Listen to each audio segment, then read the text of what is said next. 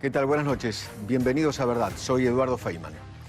Hoy vamos a hablar del narcotráfico y de las drogas ilícitas, de algo que hace tanto daño a la humanidad y en especial aquí, en los Estados Unidos.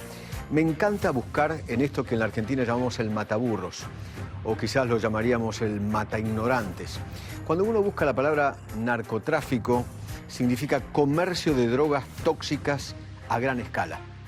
¿Solamente 7 palabras para algo que hace tanto daño, que deja tanta sangre, tanta muerte, tantas neuronas destrozadas? Soy Eduardo Feynman y vamos a tratar de echarle luz a esta verdad. Hoy, en Verdad, narcotráfico. El peor de los males que produce asesinatos, torturas, secuestros y daños a millones de norteamericanos. Pero en promedio de los 12 a 14 años, muchos de estos clientes de nosotros ya han experimentado con sustancias ilegales. Y por eso es que nunca es muy temprano el uno sentarse y tener una conversación con su hijo, con su hija sobre este tema. Repasaremos cuál es el negocio de la droga, quién le compra y quién le vende a los Estados Unidos. Además, escucharemos en primera persona lo que es vivir en la oscuridad del narcotráfico. Yo soy una persona en recuperación que por muchos años sufrí de la consecuencia catastrófica de la adicción. Todo esto y más, hoy en Verdad. Bueno, muy bien, vamos a hablar de drogadicción y de narcotráfico. Vamos a hablar de drogas ilegales y de los narcos que son mercaderes de la muerte. Eso es para mí, verdaderos mercaderes de la muerte. La verdad es un serio problema, no solamente aquí en los Estados Unidos, sino en todo el mundo, especialmente entre la juventud, que es el grupo objetivo de los narcos asesinos, ¿no? Van justamente a que nuestros jóvenes consuman estas porquerías, este veneno absoluto. El Pepo, un cantante de cumbia, un día me dijo: la droga te seca todo, el corazón, la mente, el cuerpo y los sentimientos. La verdad, nuestros jóvenes son y se han convertido en esclavos modernos, esclavos de cualquier tipo de sustancia, no solamente de la marihuana, cocaína, éxtasis, las drogas de diseño, que son las nuevas drogas. La droga te secuestra el cerebro. A vos que sos joven y nos estás viendo, te secuestra el cerebro. Destruye, a usted que es adulto y nos está viendo, destruye a nuestros hijos, destruye su familia, familias enteras destruidas por esta porquería. La frase preferida de los drogadictos: hay que decirle a los chicos que se puede salir de la droga. No, falso. El mensaje tiene que ser: no entres en la droga, no entres. Cuando hablo de este tipo de cosas, a mí personalmente me tildan de pacato o de fascista. Me dicen que demonizo las drogas. Y sí, porque las drogas son el demonio. Ese es el demonio. El eslogan de los jóvenes es: de esto no se muere nadie. Falso. También es falso. Al principio están buenísimas, después te destruyen tus vínculos, tu familia, todo. Debes darte cuenta de ese punto fundamental. La primera vez te puede llegar a pegar bien. Te divertís, la pasás bonito, es espectacular, ¿no? Tomás éxtasis, cocaína, lo que quieras. Pero después te empieza a pegar muy mal. Un adicto en consumo está condenado a 3 cosas. A 3 cosas. A los hospitales, a la cárcel o a la muerte. Un cardiólogo de Berlín dijo un día, lo leía por allí, que para combatir la droga, lo importante es la comida familiar a la noche, la mesa familiar a la noche. Las drogas son una ruleta rusa y hay que desalentar el consumo de drogas. Lo tiene que hacer el Estado, lo tienen que hacer los padres, los adultos. Y a los narcos, el mayor combate. Con ellos no se negocia nada, absolutamente nada, se los combate. Y eso lo tiene que hacer el Estado. Bueno, de todas estas cosas vamos a hablar en el día de hoy.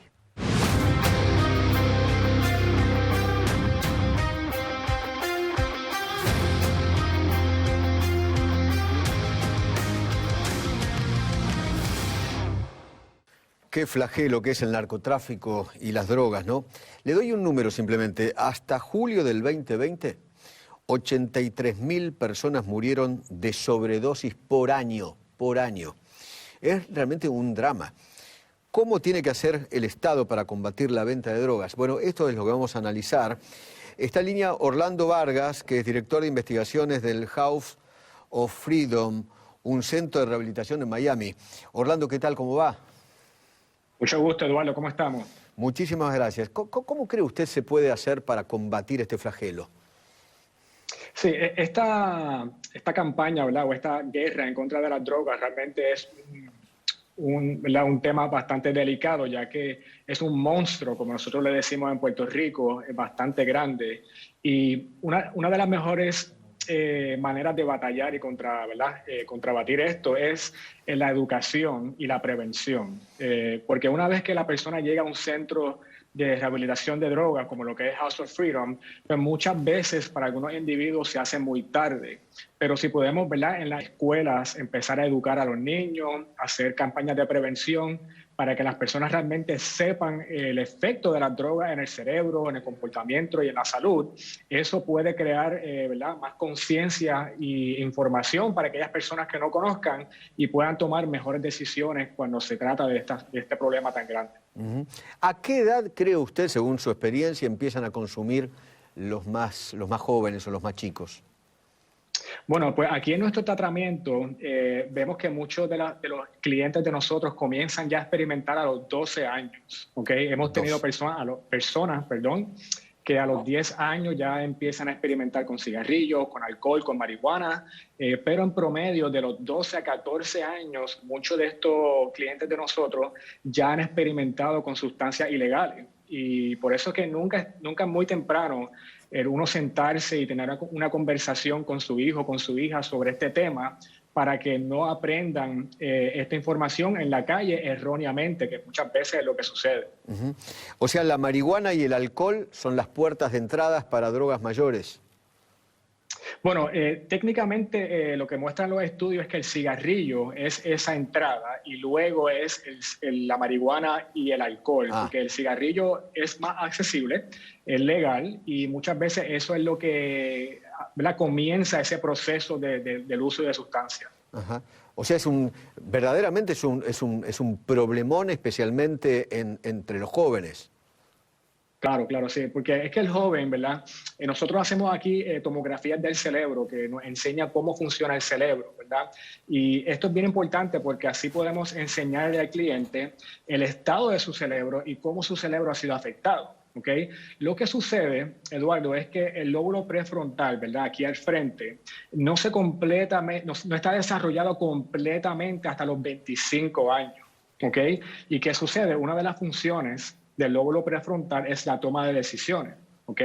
Y muchas veces cuando estos niños tienen 12, 14, 15 años, todavía no saben tomar decisiones por sí mismos. Otra de las funciones de este lóbulo prefrontal, además de la toma de decisiones, es el control de impulso, ¿ok? El aprender de errores, el pensar qué va a pasar más allá. Y muchas veces, pues, por ignorancia, falta de educación o, ¿verdad?, por inmadurez, estos niños pues empiezan a experimentar con esta sustancia no sabiendo el efecto que puede tener a largo plazo. O sea, el consumo de drogas a temprana edad va a impactar indudablemente en la persona adulta. 100%, porque ese proceso, ¿verdad?, de mielina que empieza en la parte posterior del cerebro y culmina en el lóbulo prefrontal, se puede interrumpir con el uso de sustancias. Es bien importante que durante este tiempo de desarrollo de un niño, de un joven, que no haya ningún uso de sustancias, porque entonces si sí hay un abuso de sustancias, pueden haber daños permanentes. ¿Okay? Que puede entonces afectar no solamente el cerebro, pero el estado emocional de la persona. Le agradezco muchísimo, Orlando. Le mando un gran abrazo. Gracias por atendernos. A su orden, Eduardo. Gracias. Bueno, muy bien. Seguimos con Ángelo Lagares. Ángelo, ¿qué tal? ¿Cómo le va? Todo muy bien. Un placer. Y gracias por esta plataforma en español, que es tan importante. Mega Televisión es un gran canal. Ángelo, cuénteme su experiencia con las drogas, por favor. Bueno, mi experiencia personal es que yo soy una persona en recuperación que por muchos años, tú sabes, sufrí la consecuencia catastrófica de la adicción, siendo latino, nacido en Nueva York, sí, mi experiencia fue que yo empecé con el uso de alcohol, que es una droga que no se le da la importancia necesaria en Latinoamérica. Tenemos que entender que el alcohol es una droga. Y en mi caso personal, porque todo es muy diferente, cuando se habla de adicción, todas las personas son diferentes, pero sí en mi caso, tú sabes, yo fui escalando de diferentes drogas. En aquellos tiempos, en el 1883, yo tengo 53 años, cuando, o sea, era muy diferente ahora, porque ahora un joven consume sustancias como opiáceos, ¿verdad? Porque es recetada por un médico. Si tiene un accidente en un deporte, puede ser recetado Percocet, oxicodona y cualquier tipo de sustancia. Puede ser un atleta excelente tu hijo. Y por la mala información y los doctores, es realmente el problema en este país del sistema, le dan una droga que es tan adictiva como opiáceo y ese individuo en 3 meses puede estar muerto. Hubieron 90,000 personas que murieron sobre sobredosis solo de opiáceo en el 2020. Y del 2010 al 2021, estamos hablando de medio millón de personas solo de opiáceos, o sea, no estamos contando otro tipo de sustancias. Y eso es muy importante. Ángelo, que tenemos información en español. Sí. Ángelo, ¿me puede contar por qué entró usted en las drogas? Bueno, los factores individuales, personales míos, pudieron ser, qué sé yo, pudieron ser un factor individual, curiosidad, la poca información que había en esos tiempos. Estamos hablando de 1983. Claro. Un síntoma de factores que se dan, que son desde el factor individual. En mi caso, factor individual, pero para otros individuos pueden ser totalmente diferentes. ¿Las malas compañías también influyen para que una persona ingrese en las drogas?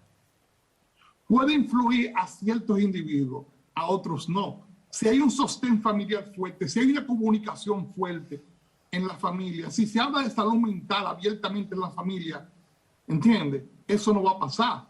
Y por eso es tan importante lo que estaba diciendo el compañero antes, sobre educación y prevención y acceso a tratamiento en español, culturalmente apropiada, pero científicamente. Porque cuando hablamos de un individuo que nació en el 2000, en el 2005, en el 2010, es totalmente diferente. Los seres humanos son diferentes a nosotros que nacimos en los 60. Entonces, por eso tenemos que entender que es muy importante la información, romper el estigma que arrastra la adicción.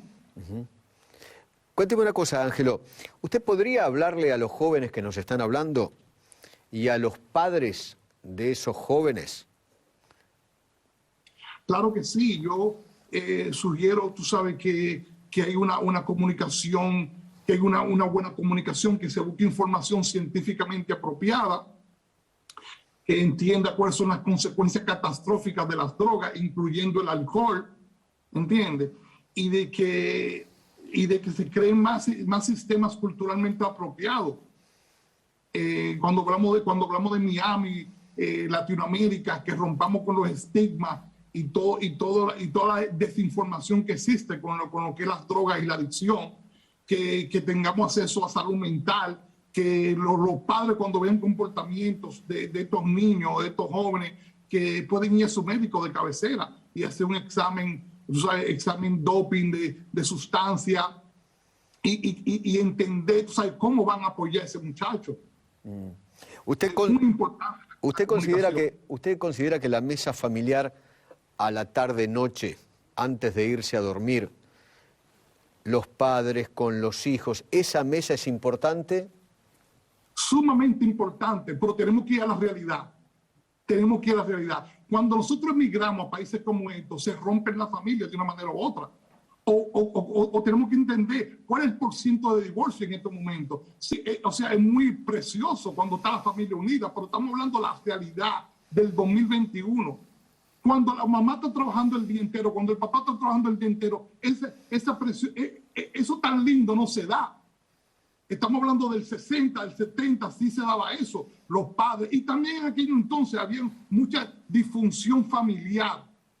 Entonces tenemos que trabajar en base a eso. Sí sería lo más apropiado que el padre, la madre y el hijo estén en una mesa cenando. Pero ¿qué pasa cuando el papá tiene 3 trabajos? ¿Qué pasa cuando el papá está en Argentina y la mamá está trabajando con el muchacho aquí? O sea, hay muchas cosas.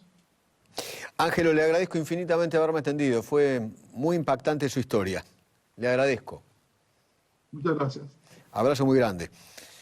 Bueno, vamos a hablar con José Antonio Colina, que es militar venezolano, exiliado en Miami, aquí en Miami. José Antonio, ¿qué tal? ¿Cómo le va? ¿Cómo anda?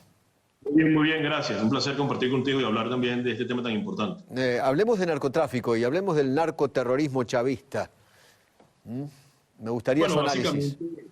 Está claro que el régimen que impera en Venezuela ha basado su estructura internamente en la corrupción y a lo externo en el tráfico de las drogas. De hecho, es el único país en estos momentos que utiliza sus instituciones, en las pocas que existen, y también utiliza su plataforma de poder para garantizar las operaciones de narcotráfico fuera de Venezuela. Inclusive Venezuela en un momento determinado llegó a ser un país de tránsito, ahora es un país que protege, auspicia y estimula el narcotráfico a nivel internacional, y por eso es que vemos que tanto el presidente, el dictador, en este caso Nicolás Maduro, claro, como los principales generales del ejército, pues están judicializados en los Estados Unidos por narcotráfico y por enviar toneladas de cocaína pues por Centroamérica y por México hacia los Estados Unidos.